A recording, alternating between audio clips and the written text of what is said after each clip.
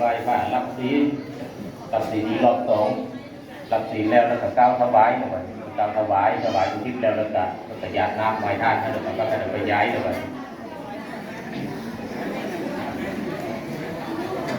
โอ้ครับธรรมดาแล้